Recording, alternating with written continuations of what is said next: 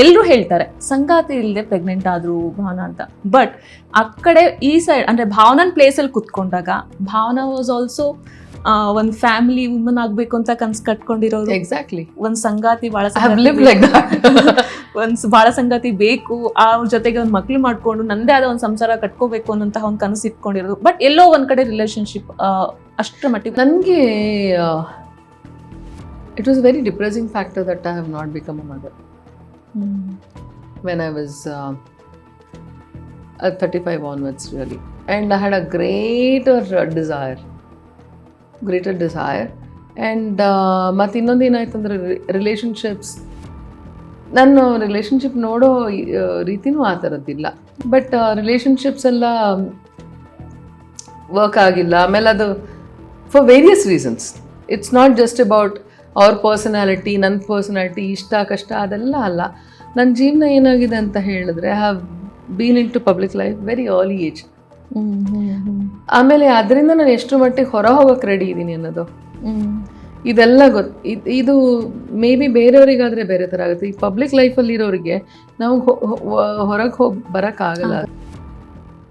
Hi hello ಎಲ್ರಿಗೂ ನಮಸ್ಕಾರ. ನೀವು ನೋಡ್ತಾ ಇದ್ದೀರಾ ವಿಶ್ವವಾಣಿ ಸ್ಪೆಷಲ್. ನಾನು ವೈದೇಹಿ ಬಾಟಿ. ಒಂದ್ ಹೆಣ್ಣು ಆಕೆಯ 20s ಅಲ್ಲೂ ಪ್ರೆಗ್ನೆಂಟ್ ಆಗ್ಬೋದು, 40s ಅಲ್ಲೂ ಪ್ರೆಗ್ನೆಂಟ್ ಆಗ್ಬೋದು. ಇದು ಟೋಟಲಿ ಆಕೆಯ ವಿಷಯ ಆಗಿರತ್ತೆ, ಆಕೆಯ ನಿರ್ಧಾರ ಆಗಿರತ್ತೆ. ತನ್ನ ಮಕ್ಕಳನ್ನ ನೋಡ್ಕೊಳ್ಳೋದಕ್ಕೆ ಕೇಪಬಲ್ ಆಗಿದ್ದಾಳ ಅನ್ನೋದು ಮಾತ್ರ ಮ್ಯಾಟರ್ ಆಗುತ್ತೆ. ಆಕೆಯ ನಿರ್ಧಾರವನ್ನ ಇದು ಸರಿ ಇದು ತಪ್ಪು ಅಂತ ಜಡ್ಜ್ ಮಾಡೋ ರೈಟ್ಸ್ ಕೂಡ ಯಾರಿಗೂ ಇರೋದಿಲ್ಲ. ಈ ರೀತಿಯಾಗಿ ನಮ್ಮ ಸ್ಯಾಂಡಲ್ವುಡ್ ನ ಖ್ಯಾತ ನಟಿ ಭಾವನಾ ಅವರು IVF ಮೂಲಕವಾಗಿ ಪ್ರೆಗ್ನೆಂಟ್ ಆಗಿದ್ದಾರೆ. ಸದ್ಯ ಈ ವಿಚಾರ ತುಂಬಾನೇ ಚರ್ಚೆ ಆಗ್ತಾ ಇರುವಂತದ್ದು. ಯಾಕಪ್ಪ ಚರ್ಚೆ ಆಗ್ತಾ ಇದೆ ಅಂದ್ರೆ, ಒಂದು ಅವರು 40ನೇ ವಯಸ್ಸಿಗೆ ಪ್ರೆಗ್ನೆಂಟ್ ಆಗಿರೋದು, ಇನ್ನೊಂದು ಸಂಗಾತಿ ಇಲ್ಲದೆ ಪ್ರೆಗ್ನೆಂಟ್ ಆಗಿರೋದು. ಸೊ ಎಷ್ಟರ ಮಟ್ಟಿಗೆ ಈ ರೀತಿಯಾದಂತಹ ಚರ್ಚೆಗಳು ಸಕಾರಾತ್ಮಕ ಬೆಳವಣಿಗೆನ ಉಂಟು ಮಾಡತ್ತೆ ಅವರ ಲೈಫ್ ಅಲ್ಲಿ. ಹಾಗೆ ಅವರ ಈ ನಿರ್ಧಾರವನ್ನ ಅವರು ಎಷ್ಟರ ಮಟ್ಟಿಗೆ ಅದನ್ನ ತಮ್ಮಲ್ಲೇ ಉಳಿಸ್ಕೊಂಡಿದ್ದಾರೆ, ಹಾಗೆ ಅದನ್ನ ಹೇಗೆ ಜನರಿಗೆ ಮೆಸೇಜ್ ಮೂಲಕವಾಗಿ ತಲುಪಿಸ್ತಾ ಇದ್ದಾರೆ, ಹೇಗೆ ಅವರು ಎಂಜಾಯ್ ಮಾಡ್ತಾ ಇದ್ದಾರೆ ತಮ್ಮ ಒಂದು ಪ್ರೆಗ್ನೆನ್ಸಿನ, ಪ್ರತಿಯೊಂದನ್ನು ಮಾತಾಡೋಣ. ಅದನ್ನ ಅವರು ಸ್ವತಃ ಅವರ ಬಾಯಿಂದನೇ ತಿಳ್ಕೊಳ್ಳೋಣ. ನಮ್ಮ ಕಾರ್ಯಕ್ರಮಕ್ಕೆ ಭಾವನಾ ಮ್ಯಾಮ್ ಬಂದಿದ್ದಾರೆ. ಅವ್ರನ್ನ ಕಾರ್ಯಕ್ರಮಕ್ಕೆ ಮೊದಲದಾಗಿ ಸ್ವಾಗತ. ಸೊ ಮ್ಯಾಮ್, ನಮ್ಮ ಕಾರ್ಯಕ್ರಮಕ್ಕೆ ಸ್ವಾಗತ. ಸೊ ನಾ ಹೇಳ್ದೆ, ಪ್ರೆಗ್ನೆಂಟ್ ಆಗೋದು ಟೋಟಲ್ ಆಗಿ ನಮ್ಮ ಕೈಯಲ್ಲಿ ಇರುವಂತಹ ಒಂದು ನಿರ್ಧಾರ. It should be. ನಮ್ಮ 20s ಅಲ್ಲಿ ಆಗ್ಬೇಕು ಅಂದು ಅದು ನಮ್ಮ ನಿರ್ಧಾರ ಆಗಿರುತ್ತೆ, ನಮ್ಮ 40s ಅಲ್ಲಿ ಆಗ್ಬೇಕು ಅಂದು ಅದು ಕೂಡ ನಮ್ಮ ನಿರ್ಧಾರ ಆಗಿರುತ್ತೆ. ಸೊ ನಾನು 20s ಅಲ್ಲಿ ಪ್ರೆಗ್ನೆಂಟ್ ಆದಾಗ ನನಗೂ ಕೂಡ ಅಂದ್ರೆ ಇಷ್ಟು ಬೇಗ ನಿನ್ಗೆ ಬೇಕಾಗಿತ್ತ ಮಗು, ಲೈಫನ್ನು ಎಂಜಾಯ್ ಮಾಡೋದಕ್ಕಾಗೋದಿಲ್ಲ ಅಂತ ಜಡ್ಜ್ಮೆಂಟ್ಗಳು ಬಂದಿರುತ್ತೆ. ಸೊ 40s ಅಲ್ಲಿ ಆದಾಗ ಇಷ್ಟು ಲೇಟಾಗಿ ಮಗು ಬೇಕಾಗಿತ್ತಾ ಅನ್ನುವಂತಹ ಒಂದಿಷ್ಟು ಮಾತುಗಳು ಬರುತ್ತೆ. ಸೊ ಇದ್ರ ಪ್ರಕಾರ ನೋಡ್ತಾ ಹೋದ್ರೆ ಪ್ರೆಗ್ನೆಂಟ್ ಆಗೋದು ಒಂದ್ ಹೆಣ್ಣಿಗೆ ಎಷ್ಟು ಮುಖ್ಯ ಆಗಿರತ್ತೋ, ಯಾವ ಏಜ್ ಅಲ್ಲಿ ಪ್ರೆಗ್ನೆಂಟ್ ಆಗ್ತಾರೆ ಅನ್ನೋದು ಅಷ್ಟು ಮುಖ್ಯ ಆಗಿರೋದಿಲ್ಲ ಅನ್ನೋದು ನನ್ನ ಮಾತು. It is not about the age. ನೀವು ಹೇಳ್ದಾಗೆ ಅವಳು ಎಷ್ಟು ಮಟ್ಟಿಗೆ ಎಲಿಜಿಬಲ್ ಇದ್ದಾಳೆ ಅಂದ್ರೆ ದೈಹಿಕವಾಗಿ ಮಾನಸಿಕವಾಗಿ ಎಷ್ಟು ಮಟ್ಟಿಗೆ ಅವಳು ಎಲಿಜಿಬಲ್ ಇದ್ದಾಳೆ ಅನ್ನುವಂಥದ್ದು ಅದು ತುಂಬಾ ಮುಖ್ಯ ಆಗುತ್ತೆ. And she should be aware of our own body also about her decisions. ಅಷ್ಟೇ ಬಿಟ್ರೆ ಇಟ್ಸ್ ನಾಟ್ ಅಬೌಟ್ ಆ ಏಜಲ್ಲೇ ಆಗ್ಬೇಕು, ಅದು ಮಾತ್ರ ಸರಿ, ಈ ವಯಸ್ಸಲ್ಲಿ ಆಗ್ಬಾರ್ದು, ಇದು ತಪ್ಪು, ಮತ್ತೆ ಹೀಗೆ ಇದು ಮಾಡ್ಬಾರ್ದು, ಅದೆಲ್ಲ ಅಲ್ಲ. ಇಷ್ಟು ಅವಳಿಗೆ ಪ್ರಿಪರೇಷನ್ಸ್ ಇದ್ರೆ ಅಟ್ಲೀಸ್ಟ್ ಒಂದು ಆ ತಿಳುವಳಿಕೆ ಅವಳಿಗೆ. It should not be a forced act ಅಲ್ವಾ? ಸೊ ಮಾತಾಡೋಣ, ತುಂಬಾ ಇದೆ ಅದ್ರ ಬಗ್ಗೆ ಮಾತಾಡೋದಕ್ಕೆ. ಅದಕ್ಕೂ ಮುಂಚೆ ನಿಮ್ಮ ಲೈಫ್ ಅಲ್ಲಿ ಒಂದ್ ಒಳ್ಳೆ ಥಿಂಗ್ ಹ್ಯಾಪನ್ ಆಗಿದೆ. ಸೊ ಯು ಆರ್ ಇನ್ ಆ ಒಂದು ಪೀರಿಯಡ್ ಅಲ್ಲಿ ಇದ್ದೀರಾ, ನಿಮ್ಮ ಪ್ರೆಗ್ನೆನ್ಸಿನ ಎಂಜಾಯ್ ಮಾಡ್ತಾ ಇದ್ದೀರಾ, ನಿಮ್ ಹೆಲ್ತ್ ನ ಚೆನ್ನಾಗಿ ಕೇರ್ ತಗೊಳ್ತಾ ಇದ್ದೀರಾ, ಮಕ್ಳುಗಳನ್ನ ಚೆನ್ನಾಗಿ ನೋಡ್ಕೋಬೇಕು ಅಂತ, ಭವಿಷ್ಯ ಕಟ್ಬೇಕು ಅಂತ ಪ್ಲಾನ್ ಮಾಡ್ತಾ ಇದ್ದೀರಾ. ಸೊ ಹೇಳಿ, ನಿಮ್ಮ ಈ ಒಂದು ಪೀರಿಯಡ್ ಯಾವ ತರ ನಡೀತಾ ಇದೆ? ಇದೆಲ್ಲ ಕ್ವೆಶನ್ಸ್, ಮೀಡಿಯಾ, ಆಮೇಲೆ ಒಪಿನಿಯನ್ಸ್ ಅದೆಲ್ಲವನ್ನು ಬದಿಗಿಟ್ರೆ ಬದಿಗೆ ಇಡೋದು ನಾನು ಪ್ರೆಗ್ನೆನ್ಸಿನ ಹೇಗೆ ಅಲ್ಲ, ಅದನ್ನ ಬದಿಲಿಟ್ಟೆ ನನ್ನ ಜೀವನ ರೆಡಿ ಅದನ್ನ ಯಾವಾಗ್ಲೂ ನೋಡಿ. ಎಷ್ಟೇ ಪಬ್ಲಿಕ್ ಲೈಫಲ್ಲಿ ನಾವಿದ್ರು ಸಹ ನನ್ನ ಜೀವನ ನನ್ಗಾಗಿರ್ಬೇಕು, ನನ್ನ ಬದುಕು ನಾನು ಯಾವ ರೀತಿ ಕಟ್ಕೊಂಡಿದ್ದೀನಿ ಅದು ನಂದೇ ಆಗಿರ್ಬೇಕು. ಅದು ಯಾವತ್ತಿಗೂ ಸಹ ಅವರ ಪ್ರಶಂಸೆಗಳಾಗ್ಲಿ ಅಥವಾ ತೆಗಳೋದಾಗ್ಲಿ ಅದನ್ನ ನಾನು ಅರ್ಥೈಸ್ಕೊಂಡು ಅಥವಾ ಅದನ್ನ ನಾನು ಸೇರಿಸ್ಕೊಂಡು ಅದ್ರ ಜೊತೆಗೆ ನಾನು ಬದುಕಕ್ಕಾಗಲ್ಲ. ಅಕಸ್ಮಾತ್ ಆ ರೀತಿಯಾಗಿ ನಾನು ಬದುಕಿದ್ರೆ ಅದು ನನ್ನ ಜೀವನ ಅಂತ ಆಗಲ್ಲ. So I want to make it very much my own. Okay, so ಹೇಗೆ ಎಂಜಾಯ್ ಮಾಡ್ತಾ ಇದ್ದೀರಾ ಈ ಪೀರಿಯಡ್?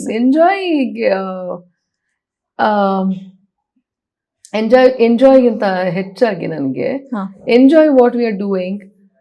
ಸುಮಾರು ವರ್ಷಗಳ ನಂತರ ಯಾವಾಗಲೂ ನನ್ನ ಮೀಟಿಂಗ್ಸ್ ಅಥವಾ ಏನೇ ನಾನು ಭೇಟಿ ಆಗೋದು, ಯಾರನ್ನೇ ಭೇಟಿ ಆಗೋದಿದ್ರು ಇಟ್ಸ್ ಮೇನ್ಲಿ ವರ್ಕ್ ರಿಲೇಟೆಡ್ ಇರ್ತಾ ಇತ್ತು. ಈಗ ಎಂಜಾಯಿಂಗ್ ಅಂತ ಹೇಳಿದ್ರೆ ನಾನು ಅಪ್ಪ ತಂಗಿ ತಮ್ಮ ಎಲ್ಲರೂ ಈಗ ಹೊರಗೆ ಹೋಗೋದು, ಕಾಲ ಕಳಿಯೋದು, ಈ ತರದ್ದು. ಅದಕ್ಕೆ ಕಾಲಹರಣ ಆಯ್ತು ಅಂತ ಬೇಜಾರು ಮಾಡ್ಕೊಳ್ಳೋದು ಅವೆಲ್ಲ ಯಾವ್ದು ಮಾಡ್ತಾ ಇಲ್ಲ. So that way we are enjoying. ಅದು ಬಿಟ್ರೆ ಸಮಾಧಾನ ಇದೆ ಅಲ್ವಾ? ಸೊ ನೀವು ಪ್ರೆಗ್ನೆಂಟ್ ಅಂತ ಅದಾದ್ಮೇಲೆ ಆ ಒಂದು ಥಿಂಗ್ ಹ್ಯಾಪನ್ ಆದ್ಮೇಲೆ ನಿಮ್ ಲೈಫ್ ಯಾವ ತರ ಚೇಂಜ್ ಆಗ್ತಾ ಇದೆ? ನೀವು ಅದು ಚೇಂಜಸ್ ಏನಾದ್ರು ಕಾಣಿಸ್ತಾ ಇದೆಯಾ ನಿಮ್ಮಲ್ಲಿ, ಹೇಗೆ ಅಂತ? ದೈಹಿಕವಾಗಿ ಎಸ್. ಲೈಫ್ ಅಂದ್ರೆ ನನ್ನ ಏನು ಹೇಗಿತ್ತು ವಾತಾವರಣ, ನನ್ನ ಜೀವನದ ವಾತಾವರಣ ಅಥವಾ ನನ್ನ ಮನೆಯಲ್ಲಿನ ವಾತಾವರಣ ಏನಿತ್ತು ಅದರಲ್ಲಿ ಅಂದ್ರೆ ಹೆಚ್ಚಿನ ಬದಲಾವಣೆಗಳು, ಒಳ್ಳೆ ಬದಲಾವಣೆ ಕಾಣಿಸ್ತಾ ಇದೆ. ಬಿಟ್ರೆ not that it has gone upside down, ಆ ತರದ್ದೇನು ಆಗಿಲ್ಲ, ಸದ್ಯಕ್ಕಾಗಿಲ್ಲ. It may become upside down, ಸದ್ಯಕ್ಕಾಗಿಲ್ಲ. ಆದ್ರೆ ಸೊ ಮನೇಲಿ ಎಷ್ಟು ಖುಷಿಯಾಗಿದ್ದಾರೆ ಎಲ್ರು? ನನ್ನ ಅಪ್ಪ ತುಂಬಾ ಖುಷಿಯಾಗಿದ್ದಾರೆ, ಎಲ್ಲರೂ ಖುಷಿಯಾಗಿದ್ದಾರೆ ಮನೇಲಿ. ನಾವಿರೋದ್ ಮನೇಲಿ ನಾನು ಅಪ್ಪ, ಸೊ ಹಾಗಾಗಿ he is very comfortable with this. So ಒಂದು ಪ್ರೆಗ್ನೆಂಟ್ ಆದಾಗ ಇವಾಗ ನಮ್ಗೆ ಅದು ಸೆಲ್ಫ್ ಎಕ್ಸ್ಪೀರಿಯನ್ಸ್ ಮಾಡ್ದಾಗ್ಲೇ ಗೊತ್ತಾಗತ್ತೆ ಅದು ಯಾವ ತರ ನಮಗೆ ಖುಷಿ ಅಬೌಟ್ ಅವಳದ್ದೇ ಅನುಭವ ಅಲ್ವಾ ಅದು. ಒಬ್ರೊಬ್ರಿಗೆ ಒಂದೊಂದ್ ತರ ಎಕ್ಸ್ಪೀರಿಯನ್ಸ್. ಖಂಡಿತ ಖಂಡಿತ. ಸೊ ನಿಮ್ಮಲ್ಲಿ ಯಾವ ತರ ಎಕ್ಸ್ಪೀರಿಯನ್ಸ್ ಆಗ್ತದೆ? ಬೇಬಿ ಮೂವ್ಮೆಂಟ್ ಆಗಿರ್ಬೋದು, ಸೊ ಅದನ್ನ ನೀವು ಅಂದ್ರೆ ಅದನ್ನ ನೀವು ಮಾನಿಟರ್ ಮಾಡ್ತಾ ಇರ್ತೀರಾ, ಸೊ ಅದ್ರ ಮೇಲೆ ಜಾಸ್ತಿ ಕಾನ್ಸಂಟ್ರೇಷನ್ ಇರುತ್ತೆ. ಬೇಬಿ ಮೂವ್ಮೆಂಟ್ ಇವಾಗ ಆಗ್ಬೇಕಾಗಿತ್ತಲ್ಲ, ಇನ್ಮೇಲೆ ಈಗ ಜಸ್ಟ್ ಫಾಲನ್ ಇಂಟು ಇದು 7th ಮಂತ್, ಇನ್ಮೇಲೆ ಜಾಸ್ತಿ ಆಗತ್ತಂತೆ. ಈಗ ಸುಮ್ಮನೆ ಮೈಲ್ಡ್ ಆಗಿದೆ ಅಷ್ಟೇ. ಓಕೆ, ಸೊ ಅದೆಲ್ಲ ನಿಮಗೆ ಅದು ಗೊತ್ತಾಗ್ತಾ ಇದೆ. ಓಕೆ, ಸೊ ಇಷ್ಟೆಲ್ಲ ಒಳ್ಳೆ ಥಿಂಗ್ ನಡೀತಾ ಇರುತ್ತೆ, ಎಲ್ಲ ಆಗ್ತಾ ಇರುತ್ತೆ, ಎಲ್ರು ಕೂಡ ಒಳ್ಳೇದೇನೆ ಬಯಸ್ತಾ ಇದ್ದಾರೆ. ಆಮೇಲೆ ನಿಮ್ಮ ಒಂದು ಈ ತರ ಪ್ರೆಗ್ನೆನ್ಸಿ ಸುದ್ದಿ ಕೇಳಿದ ತಕ್ಷಣ ತುಂಬಾ ಒಳ್ಳೆ ಕಮೆಂಟ್ಸ್ ಮತ್ತೆ ಬ್ಲೆಸ್ಸಿಂಗ್ಸ್ ಕೂಡ ನಿಮಗೆ ಸಿಕ್ಕಿದೆ. ಅಟ್ ದ ಸೇಮ್ ಟೈಮ್ ನಿಮ್ಮ ಒಂದು ಏಜ್ ನ ಫ್ಯಾಕ್ಟರ್ ಇಟ್ಕೊಂಡು 40ಗೆ ಪ್ರತಿಯೊಂದ್ರಲ್ಲೂ ನೋಡಿದ್ರಿಗೂ 40ನೇ ವರ್ಷಕ್ಕೆ ಪ್ರೆಗ್ನೆಂಟ್ ಆದ ಭಾವನಾ, ಸಂಗಾತಿ ಇಲ್ಲದೆ ಪ್ರೆಗ್ನೆಂಟ್ ಆದ ಭಾವನಾ, ಸೊ ಈ ತರದ ಒಂದಿಷ್ಟು ನೋಡ್ತಾ ಇರ್ತೀವಿ. ಅದು ಯಾವ ತರ ನೀವು ಡಿಫೈನ್ ಮಾಡ್ತೀರಾ ಅಂತ? ಅದನ್ನು ಇಟ್ಸ್ ಸೇಮ್. ಅಂದ್ರೆ ಅಫ್ಕೋರ್ಸ್ ಏಜ್, ಸ್ಪೆಷಲಿ ಏಜ್ ಅನ್ನೋಕ್ಕಿಂತ ಹೆಚ್ಚಾಗಿ ನೋಡಿ, when I started to think about this, it's already been ಒಂದು 5-6 ವರ್ಷದಿಂದ ಇದು ಇರೋವಂಥದ್ದು ನನ್ನ ತಲೆಯಲ್ಲಿ. ಅದಕ್ಕೆ ನಾನಾ ಇದು ಬಂತು, ಅಡಚಣೆಗಳಿರಬಹುದು, ಅಥವಾ ವಿ ಕೀಪ್ ಆನ್ ಟಾಕಿಂಗ್ ಅಲ್ವಾ, ಯಾರಾದ್ರೂ ಒಂದು ಸ್ನೇಹಿತರ ಹತ್ರ ಹಂಚ್ಕೊಂಡಿರ್ತೀವಿ ಅಂತ ಹೇಳಿದ್ರೆ ಅದ್ರಲ್ಲಿ ಏನಾದ್ರು ಒಂದು ಹೇಳಿರ್ತಾರೆ. ಅಂದ್ರೆ ಇವಾಗ when we think of IVF, you don't know, there many speculations around that. ಅದೇ ಕೆಮಿಕಲ್ ಇಂಡ್ಯೂಸ್ ಆಗುತ್ತೆ, ಆಮೇಲೆ ಸೈಡ್ ಎಫೆಕ್ಟ್ಸ್ ತುಂಬಾ ಇರುತ್ತೆ, then failures are much more higher, ಇದು ಈ ಥರದ್ದೆಲ್ಲ ಇತ್ತು. ಮತ್ತೆ ಫೇಲ್ಯೂರ್ ಆದಮೇಲೆ ದೆನ್ ಅಟ್ಲೀಸ್ಟ್ ಮಗು ಹೋದ್ರೆ ಖುಷಿ ಆದ್ರೂ ಇರುತ್ತೆ. ಇನ್ನು ಬಾಕಿ ಟೈಮಲ್ಲಿ ಎಷ್ಟು ಜನಕ್ಕೆ ಏನೇನಾಗಿದೆ ಅಂದ್ರೆ, ಅವಾಗ ಒಂದು 5-6 ವರ್ಷದ ಹಿಂದೆ ಮಾಡಿಸ್ಕೊಂಡವ್ರಿಗೆಲ್ಲ ಫೇಲ್ಯೂರ್ ಆದ್ಮೇಲೆ ಅದೊಂದು ಬೇಜಾರಿದೆ. ಅದಕ್ಕೋಸ್ಕರ ನಮ್ಗೆ ಹಿಂಗಾಯ್ತು, ಒಬೆಸಿಟಿ ಆಯ್ತು, ಮತ್ತೆ ನಮ್ನೆಸ್ ಶುರು ಆಯ್ತು, ಅರೌಂಡ್ ಮೈ ಥೈಸ್, ಇನ್ನರ್ ಥೈಸ್, ಈ ಥರದ್ದೆಲ್ಲ. ಮತ್ತೇನೋ ಕೆಲವ್ರಿಗೇನೋ ಒಂಥರ ಲಿಟಲ್ ಮೋರ್ ಲೈಕ್ ಒಂಥರ ಸ್ವಲ್ಪ ಸ್ಟ್ರೋಕ್ ತರ ಆಗುವಂಥದ್ದು, ಈ ಥರದ್ದು ಏನೇನೋ ಹೇಳಿದ್ದಾರೆ. I have not that I have come across with anybody, but ದಪ್ಪ ಆಗಿರೋದು ಮಾತ್ರ ಎವ್ರಿಬಡಿ ಕಂಪ್ಲೇಂಟ್ಸ್. ತುಂಬಾ ದಪ್ಪ ಆಗಿದೀವಿ, ಒಬೆಸಿಟಿ ಆ ಮೆಡಿಕೇಶನ್ ಇಂದಾನೆ ಆಯ್ತು, ಆ ಹಾರ್ಮೋನಲ್ ಇದರಿಂದ ಆಯ್ತು ಅಂತೆಲ್ಲ ಹೇಳ್ತಾರೆ. ಇದೆಲ್ಲ ಇರುವಾಗ you go back again and rethink, are you really ready to undergo so much ಅಂತ ಅನ್ಸುತ್ತೆ ಪುನಃ. ಅದ್ರ ಜೊತೆಯಲ್ಲಿ ಈ ಒಂದು ಆಸೆ ಬಿಡ್ತಾ ಇರಲ್ಲ, ಅದು ಪ್ರತಿದಿನ ಇದನ್ನು ಹೇಳ್ತಾ ಇರತ್ತೆ. And at the same time ಎಲ್ಲೇ ಆದರೂ ನಮಗೆ ಯಾವುದೋ ಒಂದು ಕಾರ್ನರಲ್ಲಿ ಬಯಾಲಜಿಕಲ್ ಕ್ಲಾಕ್ ಬಗ್ಗೆನೂ ನಮಗೆ ಒಂದು ಅವೇರ್ನೆಸ್ ಇರುತ್ತೆ. ಹೌದು, ಬೇಕೇ ಬೇಕಾಗುತ್ತೆ, specially after 35. And it clicks so quick after 35.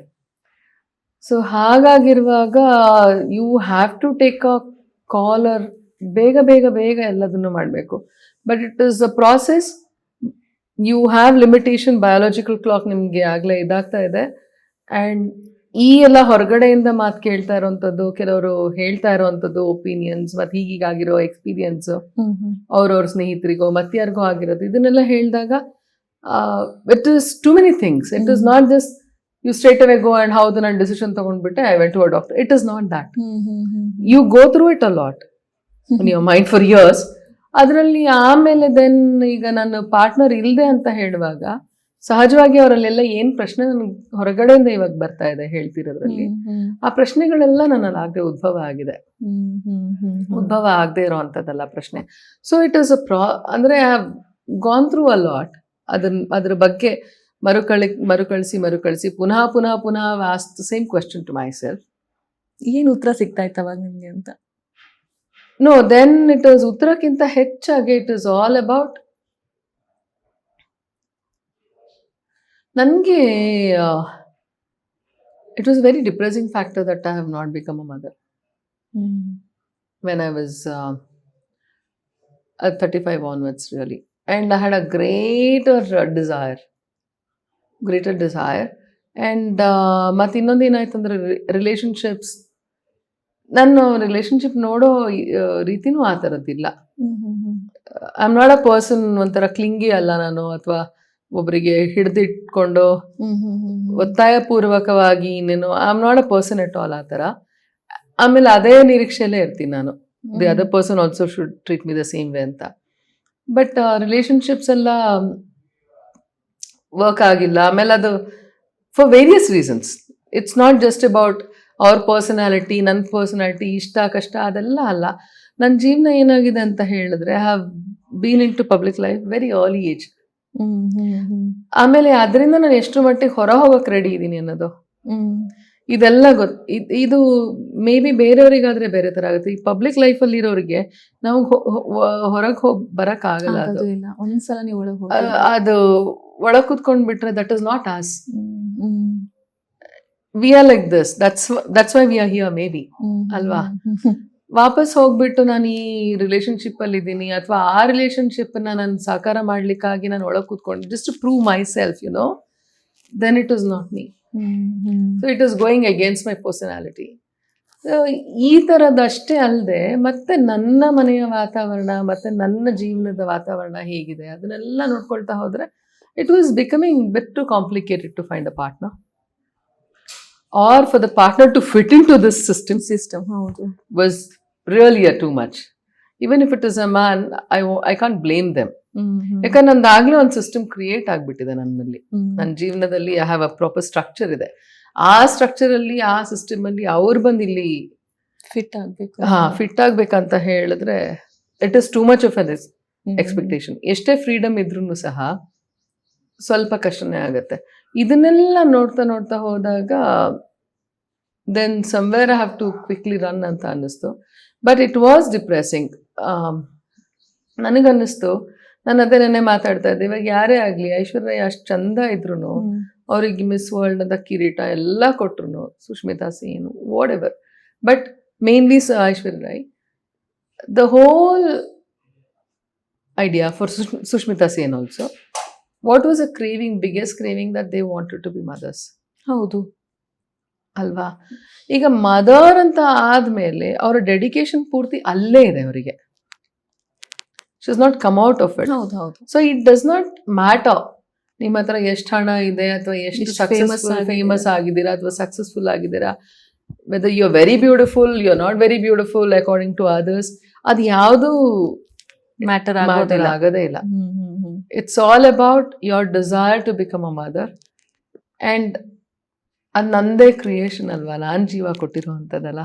I think she finds a lot of solace ಅಂತ ಅನ್ಸುತ್ತೆ. ಸೊ ನಿಮ್ಮ ಮಾತನ್ನ ಕೇಳ್ತಾ ಹೋದ್ರೆ ನನಗೊಂದು ಇನ್ ಬಿಟ್ವೀನ್ ಅಲ್ಲೇ ಬಂತು ಆ ಕ್ವೆಶನ್, ಬಟ್ ನಾನು ನಿಮ್ ಮುಗಿದ್ಮೇಲೆ ಕೇಳೋಣ ಅಂತ. ಬಿಕಾಸ್ ಎಲ್ರು ಹೇಳ್ತಾರೆ ಸಂಗಾತಿ ಇಲ್ಲದೆ ಪ್ರೆಗ್ನೆಂಟ್ ಆದ್ರು ಭಾವನಾ ಅಂತ, ಬಟ್ ಆ ಕಡೆ ಈ ಸೈಡ್ ಅಂದ್ರೆ ಭಾವನನ್ ಪ್ಲೇಸ್ ಅಲ್ಲಿ ಕುತ್ಕೊಂಡಾಗ ಭಾವನಾ ವಾಸ್ ಆಲ್ಸೋ ಒಂದ್ ಫ್ಯಾಮಿಲಿ ವುಮನ್ ಆಗ್ಬೇಕು ಅಂತ ಕನ್ಸ್ ಕಟ್ಕೊಂಡಿರೋರು. ಎಕ್ಸಾಕ್ಟ್ಲಿ. ಒಂದ್ ಸಂಗಾತಿ ಬಹಳ ಬಹಳ ಸಂಗಾತಿ ಬೇಕು, ಅವ್ರ ಜೊತೆಗೆ ಒಂದ್ ಮಕ್ಳು ಮಾಡ್ಕೊಂಡು ನಂದೇ ಆದ ಒಂದ್ ಸಂಸಾರ ಕಟ್ಕೋಬೇಕು ಅನ್ನೋಂತಹ ಒಂದ್ ಕನಸು ಇಟ್ಕೊಂಡಿರೋದು. ಬಟ್ ಎಲ್ಲೋ ಒಂದ್ ಕಡೆ ರಿಲೇಶನ್ಶಿಪ್ ಅಷ್ಟರ ಮಟ್ಟಿಗೆ. ನಾನು ಮುಂಚೆನೂ ಹೇಳಿದ್ದೀನಿ, ಮುಂಚಿನ ಒಂದು ಇಂಟರ್ವ್ಯೂ ನಲ್ಲಿ ಹೇಳಿದ್ದೆ, I am single but I am ಗೃಹಿಣಿ ಅಂತ ಹೇಳಿದ್ದೆ ನಾನು. I could be single, I am not married, but I am so much a ಗೃಹಿಣಿ. I am a home maker, I love doing all that. ನಾನು ಹೆಣ್ಣಲ್ಲಿ ಏನಿರ್ಬೇಕು ಆ ಅಂಶಗಳೆಲ್ಲ ಖಂಡಿತವಾಗ್ಲೂ ನನಗಿದೆ. It's not that I am away from it, no. ಕನ್ಸ್ಗಿಂತ ಹೆಚ್ಚಾಗಿ you want to fall in to all that, because it's a very normal thing. ಎಲ್ಲರಿಗೂ ಆಗ್ತಿದೆ ಅನ್ಬೇಕಾದ್ರೆ ನಮಗೂ ಆಗ್ಲಿ ಅಂತ. ಬಟ್ ಅದಕ್ಕಿಂತ ಹೆಚ್ಚಾಗಿ ನನಗೆ ಡಿಸೈರ್ ಇದಿದೆ. ಬಿಕಾಸ್ ಒಂದೇನಂತ ಹೇಳಿದ್ರೆ, I think artist are little ಸ್ವಲ್ಪ ಅಬ್ಸ್ಟ್ರಾಕ್ಟ್ ಅಲ್ಲೇ ಇರ್ತೀವಿ ನಮ್ಮ ಯೋಚನೆಗಳೆಲ್ಲ. ಅಂಡ್ ತುಂಬಾ ಈ ರೀತಿಯ ಚೌಕಟ್ಟುಗಳಲ್ಲಿ ಬರುವಂತಹ ಒಂದು ಮನಸ್ಥಿತಿ ನಮ್ಗೆ ಅಷ್ಟಾಗಿರಲ್ಲ. Not that we are rebellious ಅಥವಾ ನೀವು ಶಬನಾಜ್ ಮಿ ಅವ್ರನ್ನ ಮಾತಾಡ್ಸಿ ಅಥವಾ ಯಾರನ್ನೇ ಮಾತಾಡ್ಸಿ, they're out of it but they're still in it, into it, right?